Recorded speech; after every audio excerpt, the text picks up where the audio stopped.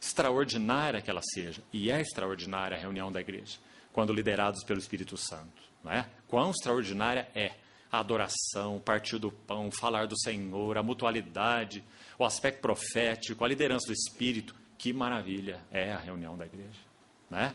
Mas também a vida da igreja, a vida de 24 horas por dia. Porque sabemos que a igreja não é uma reunião, não é? A igreja tem reuniões, mas a igreja não é reunião. Então, esse aspecto pessoal e esse corporativo são tão preciosos, andam em harmonia, juntos. Um traz riqueza para o outro. Não há como crescer no pessoal se não crescermos no corporativo. Graças ao Senhor por isso. Imagine se você tivesse aquele dedo no corpo que acha, né, que pode crescer de forma pessoal. E digamos que ele cresça mesmo. Então cresce aquele dedão, engrossa o dedão, ele cresce tanto que ele até curva para o lado. Não é? Existe uma doença que faz isso com o dedo. Aquele dedo fica um membro anormal, não é? Ele cresce, ele engrossa, ele vira, ele entorta, é aquela coisa horrível no corpo, aquele dedão, não é? Nós podemos ser esse dedão, se esse pessoal não acompanha o corporativo. Isso é muito triste no corpo de Cristo, não há harmonia, não há beleza e mais, não há utilidade. Não é? Para que serve um dedão desse? Torto desse jeito, sem movimento, enrijecido, não é? Então que o Senhor nos ajude a ver isso com clareza. O pessoal e o corporativo, sempre andando juntos. O corporativo ele vem enriquecer o pessoal. Ele vem trazer uma fluência para o pessoal. E o pessoal, da mesma maneira. Enriquecer o corporativo. Então essa é a segunda frase importante do verso. Agora olha a terceira. Olha como ele termina. Cresce o crescimento que procede de Deus. Que linda frase.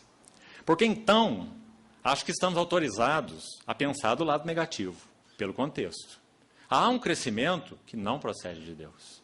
Qual crescimento é esse? Sabe que é uma palavra muito interessante aqui que faz uma antítese com crescimento no verso 19? É a palavra do verso 18. Na minha tradução, essa palavra não aparece. Mas ela, de novo, ela é muito boa e confere com a ideia original. Mas há outras versões em português que essa palavra aparece. É a palavra inchaço. Então também você possa ter na mão aqui uma dessas traduções. Que no verso 18 diz assim, parte final do verso 18. Baseando-se em visões, essa versão diz metendo-se em coisas que não viu, né? E depois diz, enfatuado, na minha versão. Há uma outra versão que diz, inchado, sem motivo algum, na sua carnal compreensão. E essa versão diz, enfatuado, sem motivo algum, na sua mente carnal. Então veja como essa palavra inchaço também faz uma antítese interessante para aquilo que o Espírito Santo quer dizer no verso 19. Que há um tipo de crescimento que não é crescimento, porque ele não é normal, ele não é sadio, ele não é harmônico. Então, que nome ele dá para isso? Inchaço. Inchaço não é crescimento normal. Faz volume, faz aparência, não é? Mas nós queremos dar um jeito de acabar com ele logo, não é? Ou é doença, ou é tumor, ou é acúmulo de líquido. Qual é essa doença? Não é? Inchaço na sua carnal compreensão. Irmãos, que advertência séria do Espírito Santo. Se nós não retemos a cabeça de maneira pessoal, se nós não retemos a cabeça de modo corporativo, está aí nossa história. Inchaço. Que coisa terrível. Isso é um juízo de Deus. Não é? Então há também outra versão que traz essa frase final do verso 19 da seguinte maneira.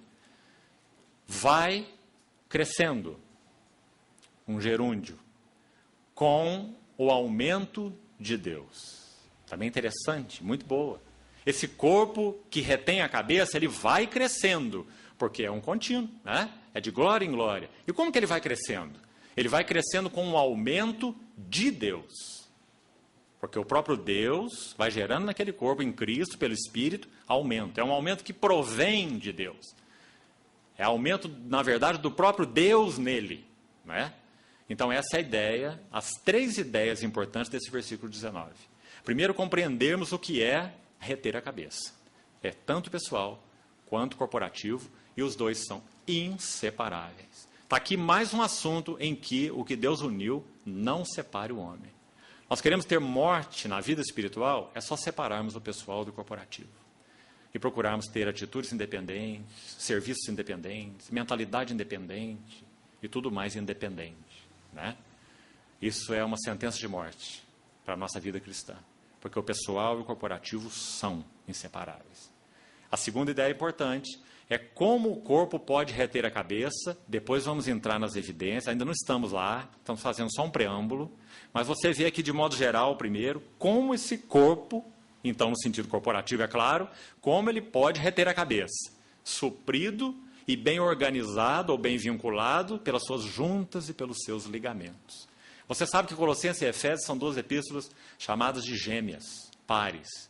Se você ler Efésios 4, 15 e 16, Paulo diz assim: seguindo a verdade em amor, cresçamos, a mesma ideia aqui, cresçamos em tudo, naquele que é o cabeça, Cristo. Ao verso 16 de Efésios 4, diz assim: de quem todo o corpo? Então é exatamente o que ele disse aos Colossenses, só que de forma diferente. Há aspectos diferentes da verdade mencionados nas duas epístolas, senão nós precisaríamos de uma só, não é? Elas não são idênticas, elas são complementares. Então ele fala que essa cabeça, de quem todo o corpo, e aí ele apresenta a ideia, suprido e bem vinculado pelo auxílio de toda a junta e pela justa cooperação de cada parte, e ele conclui assim o verso 16 lá: efetua o seu próprio aumento, a mesma ideia aqui, aumento, para a edificação de si mesmo em amor. Então, há outra verdade aqui, nessa última frase, tão preciosa, para não ser perdida por nós. Sabe qual é? A igreja não precisa de nada externo a ela para crescer. Ela não precisa de filosofia, ela não precisa de psicologia, ela não precisa de estratégias, ela não precisa de eloquência, não precisa de oratória, não precisa de intelectualidade, não precisa de nada. Ela tem os próprios elementos e todos são espirituais, para que ela possa efetuar o seu próprio aumento, para a edificação de si mesmo em amor. Oh, irmãos, que corpo maravilhoso é esse, o corpo de Cristo. O Senhor nos leve ao arrependimento. O que nós temos feito com o corpo de Cristo? Como ele é precioso, como ele é rico, como ele é abundante, estabelecido pelo Espírito Santo, para ser vivido por nós na realidade espiritual. Só há um caminho para nós retornarmos a isso, que nós lemos aqui nesse verso tão rico, verso 19. Esses três aspectos aí. E esse caminho se chama arrependimento. Arrependimento. Irmos diante do Senhor, para que Ele nos mostre no que nós temos pecado contra Ele, a cabeça, e contra o seu corpo, que é a igreja. Para que nós possamos ter o seu aumento. Então ajude-nos o Senhor, examinando essas evidências, a nos sondarmos diante dele como indivíduos e como assembleia. Como indivíduos, porque reter a cabeça tem um aspecto pessoal. Como assembleia, porque o pessoal não vai a lugar algum sem o corporativo. Então ajude-nos o Senhor nesses assuntos. Vamos entrar, depois dessa introdução, na primeira evidência. Vamos extrair essa primeira evidência da própria epístola aos Colossenses. Eu sei que, muito provavelmente, você deve conhecer, pelo menos razoavelmente, essa epístola. E se conhece, você sabe que o capítulo 2 é um capítulo pesado, de muitas advertências. O verso 8 começa com a palavra cuidado, a palavra notória nessa epístola. Porque Paulo escreve essa epístola com um tom de urgência, de advertência. Cuidado. Já lá no verso 4, logo que ele termina os 3 primeiros versículos, especialmente o 2 e o 3, falando das riquezas de Cristo, que nele estão ocultos todos os tesouros da sabedoria e do conhecimento. Ele fala isso no verso 3. E logo no verso 4 ele já entra com a advertência, e desde o 4 ele vai ao capítulo todo com advertências. Diversas advertências. A primeira delas está no verso 4. Assim eu vos digo, em Cristo estão ocultos todos esses tesouros, todos os tesouros da sabedoria, todos os tesouros do conhecimento. E eu vos digo isso para que ninguém vos engane com os seus argumentos atraentes. Algumas versões dizem raciocínios falazes. A ideia são argumentos atraentes. Paulo chama isso, escrevendo aos Coríntios, 2 Coríntios 10, verso 4 e 5, Ele chama isso de sofisma. Sofisma é um argumento atraente. Sofisma é algo que parece que tem roupa de verdade, mas não tem corpo de verdade. Tem aparência de verdade, mas não tem conteúdo de verdade. Sofisma. A mesma ideia está implícita aqui, no raciocínio